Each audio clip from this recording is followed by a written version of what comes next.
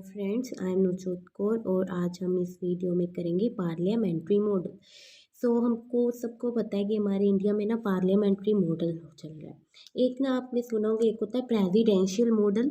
वो हमारे इंडिया में नहीं है, हमारे इंडिया में है पार्लियामेंट्री मॉडल। अब होता क्या है, देखो हमें पता है, हमने ना तीन ऑर्गन सुने हुए हैं, लेजिस्लेचर, एग्जीक्यूटिव और एक जुडिशरी। अब वो किसी कंट्री में पार्लियामेंट्री मॉडल होगा या फिर प्रेसिडेंशियल मॉडल होगा, वो किस पर डिपेंड है? लेजिस्लेचर और एग्जीक्यूटिव के रिलेशंस पर। अब क्या होता है, मैं आपको बिल्कुल सिंपल लैंग्वेज में समझाऊंगी, आपको अच्छा लगेगा तो प्लीज़ लाइक कर देना वीडियो को। तो देखो, लेजिस्लेचर मीन्स जिसमें हमारे जो लॉ बनाते हैं, ठीक है। एग्जीक्यूटिव जो उनको मीन्स आगे लागू करवाते हैं। अब देखो, एग्जीक्यूटिव में पहले बता दूं क्या आते हैं, जैसे हमारे पीएम, काउंसिल ऑफ मिनिस्टर, ठीक है। COM मतलब काउंसिल ऑफ मिनिस्टर, जिसको हम कैबिनेट कहते हैं, ठीक है। और जैसे अगर स्टेट्स की बात करें तो CM और उसकी काउंसिल ऑफ मिनिस्टर्स। अब देखो, पार्लियामेंट्री गवर्नमेंट का तब होगी जब जो एग्जीक्यूटिव होगा ना, मीन्स जो ये PM होंगे और जो ये काउंसिल ऑफ मिनिस्टर, सारे जो मिनिस्टर होते हैं कैबिनेट के, ये अगर मीन्स बने भी लेजिस्लेचर में से होंगे और ये अपने काम जो भी करेंगे उसके लिए रिस्पॉन्सिबल भी लेजिस्लेचर को होंगे। मीन्स बने कैसे होंगे, मीन्स पहले वो लेजिस्लेचर के मेंबर होंगे, उसके बाद फिर वो एग्जीक्यूटिव बनेंगे। Means they are organised out of legislature and means वो मेंबर भी लेजिस्लेचर के होते हैं, उनमें से बनते हैं। और अपने कामों के लिए वो, अपने फंक्शंस के लिए, अपने पॉलिसीज़ के लिए वो लेजिस्लेचर के आगे रिस्पॉन्सिबल होते हैं। रिस्पॉन्सिबल कैसे? मान लो अगर एग्जीक्यूटिव कोई गलत काम कर रहा है तो लेजिस्लेचर उसको मीन्स हटवाने के लिए, मतलब हम कह सकते हैं कि वो एज उस पर उसके काम पर नज़र रखता है लेजिस्लेचर। अगर एग्जीक्यूटिव अच्छी तरह से काम नहीं कर रहा है तो लेजिस्लेचर उसको हटवा सकती है, ठीक है। अब क्या है, हमारे इंडिया में पार्लियामेंट्री मॉडल है, ठीक है। पार्लियामेंट्री गवर्नमेंट है, वो किस एक्ट के अंडर है? तो मैं एक्ट ऑफ 1919 एंड 1935 के अंडर इंडिया में क्या है, पार्लियामेंट्री मॉडल है, ठीक है। तो ये यानी इंडिपेंडेंस से पहले का ही हमारे यहाँ पर पार्लियामेंट्री मॉडल चल रहा था। उस इसलिए उन्होंने क्या है, बाद में भी, इंडिपेंडेंस के बाद भी जब ब्रिटिशर्स चले गए तब भी उन्होंने पार्लियामेंट्री मॉडल को इंडिया में लागू करने का, मीन्स चलते रहने का निर्देश दिया और उनको लगा कि हाँ यही मॉडल सही रहेगा। आगे इसका मीनिंग जानते हैं क्या होता है, कि जब जो सरकार है वो लेजिस्लेचर में से बनती है और अपने फंक्शंस के लिए वो लेजिस्लेचर को रिस्पॉन्सिबल होती है। Means government is organised out of the legislature and function under the control of legislature. Means वो काम भी लेजिस्लेचर के अंडर करेगी, उसके कंट्रोल के अंदर, और बनेगी भी लेजिस्लेचर में से। आपको इसका मीनिंग समझ आ गया होगा। आगे हम देखते हैं, तो ये आपका क्वेश्चन आ जाता है कि उसको दो और नाम क्या हैं इसके, एक तो है कैबिनेट गवर्नमेंट और एक है हमारी रिस्पॉन्सिबल गवर्नमेंट। कैबिनेट आपने सभी ने सुना होगा ना कि कैबिनेट होती है। कैबिनेट में क्या होता है, मीन्स बहुत सारे मिनिस्टर्स होते हैं, ठीक है।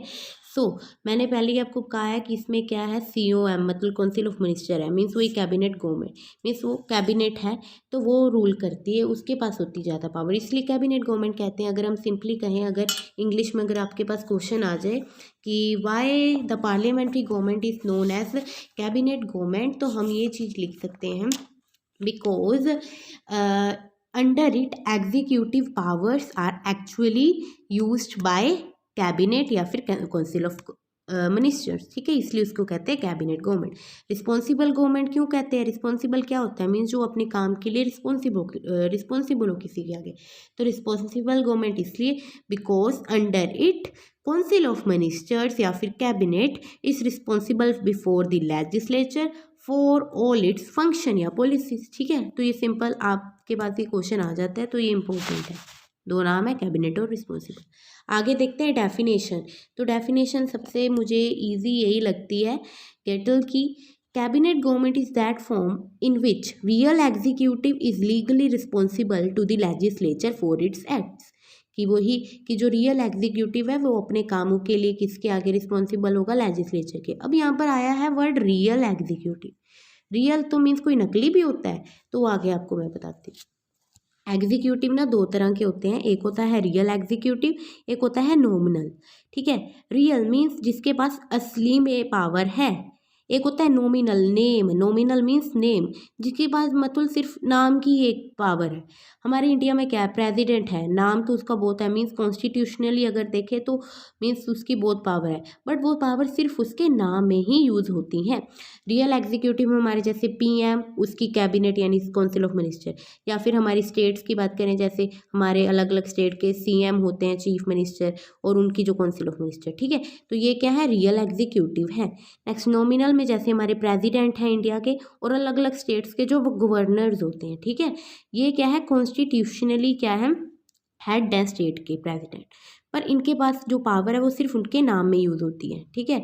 तो इसकी अगर डेफिनेशन आ जाए तो real executive is that who in reality use executive power, and nominal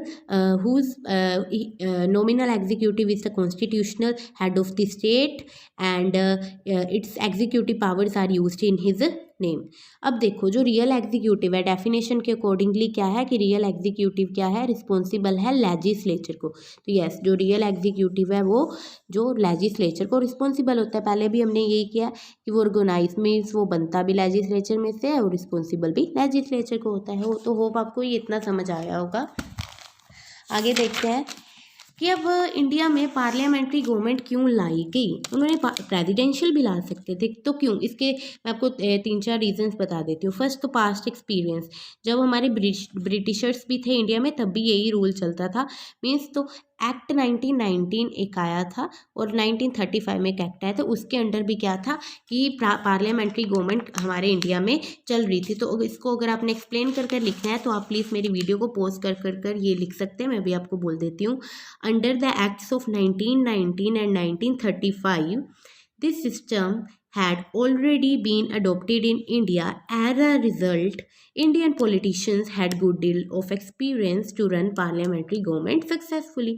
कि पहले ही मान लो वो सिस्टम चल रहा है तो यहाँ के जो इंडिया के पॉलिटिशियंस थे उनके पास अच्छा एक्सपीरियंस हो चुका था, ठीक है।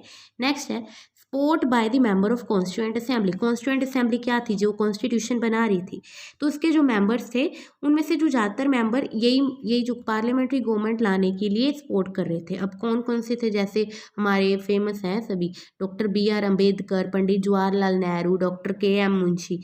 तो ऐसे जो थे मेन जो थे, मीन्स जब मुझे मेजोरिटी थी वो यही चाहती थी कि पार्लियामेंट्री गवर्नमेंट आए। थर्ड है रिस्पॉन्सिबिलिटी एंड स्टेबिलिटी। अब उनको लगा जो बनाने वाले थे कि हाँ जो ये है ना पार्लियामेंट्री गवर्नमेंट, इसके पास रिस्पॉन्सिबिलिटी वाला भी फीचर है और स्टेबिलिटी। रिस्पॉन्सिबिलिटी मैंने बहुत बार पीछे एक्सप्लेन कर दिया कि लेजिस्लेचर को वो होगी रिस्पॉन्सिबल, अगर लेजिस्लेचर को होगी, लेजिस्लेचर क्या है, लोगों के द्वारा चुने हुए ही वहाँ पर बंदे होते हैं, मीन्स अल्टीमेटली वो लोगों को रिस्पॉन्सिबल होगी। और स्टेबिलिटी भी फिर होगी ही, मीन्स स्टेबल रहेगी। ये नहीं कि 5 साल का पीरियड होता है सरकार का तो वो 1 साल बाद वो बदली जाए, नहीं, स्टेबल रहेगी। Next supremacy of people. Yes, मैंने पहले ही बता दिया है। इसमें क्या है, हमें पता है कि लोगों की सुप्रीमेसी होगी। क्यों, क्योंकि जो काउंसिल ऑफ मिनिस्टर होंगे वो लेजिस्लेचर के आगे रिस्पॉन्सिबल होंगे, ठीक है। और लेजिस्लेचर कौन चुनता है, हमारे लोग। तो मीन्स पावर क्या होगी, पीपल के हाथ में होगी। तो यहाँ तक आज के लिए, आगे हम नेक्स्ट वीडियो में करैक्टरिस्टिक्स वगैरह डिस्कस करेंगे। अगर आपको अच्छी लगी हो तो प्लीज़ लाइक कर देना। Thank you for watching.